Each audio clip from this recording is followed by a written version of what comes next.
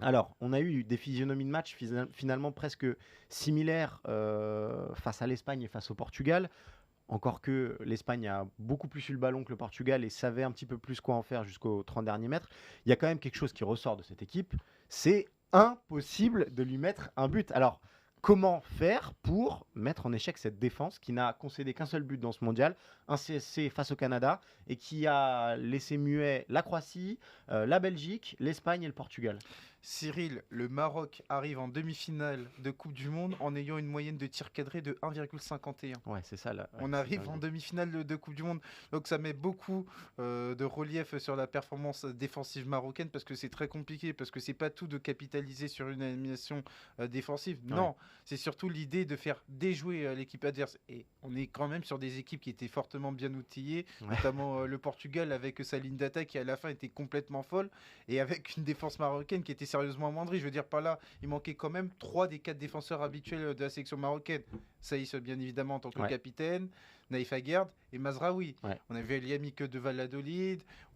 Tout ça pour dire que du côté du Maroc, indépendamment des hommes, bon, même si on a dans l'idée qu'il va quand même falloir Oui. retrouver les titulaires, on est capable de capitaliser sur une assise défensive et sur une assise collective.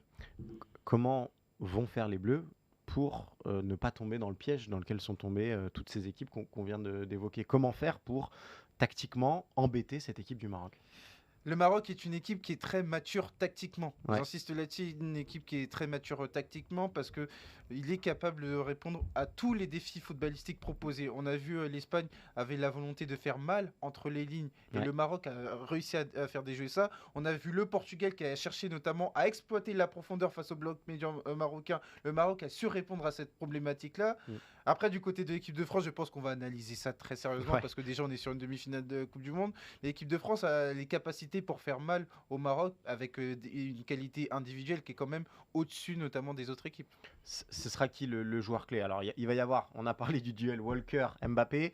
Le duel entre meilleurs amis, Mbappé, Hakimi, vaudra son pesant d'or. Est-ce que la clé du match, c'est pas ailleurs? Là aussi, peut-être la relation Giroud-Griezmann ou le rôle de Griezmann peut-être un peu plus entre les lignes pour embêter Amrabat au maximum. Quel joueur sera le plus décisif ou le plus important pour Deschamps? Pour faire un petit retour en arrière sur la performance de l'équipe de France, ça a été quand même un révélateur. On parlait beaucoup du duel Ouais, Mbappé-Walker. On a vu que les clés tactiques elles résidaient étaient autre ailleurs. part. Ouais, Donc l'équipe de France, et c'est sa force depuis X années, est capable justement d'attaquer de manière diversifiée. On peut avoir les montées d'Antoine Griezmann, on peut avoir maintenant les débordements d'Ousmane Dembélé, on peut ouais. avoir les arrivées en seconde ligne d'Adrien Rabiot. Donc moi je pense que ça peut justement faire que l'équipe de France soit imprévisible face au Maroc Ouais. et propose notamment un défi footballistique qui est déjà beaucoup plus étoffé que les autres équipes.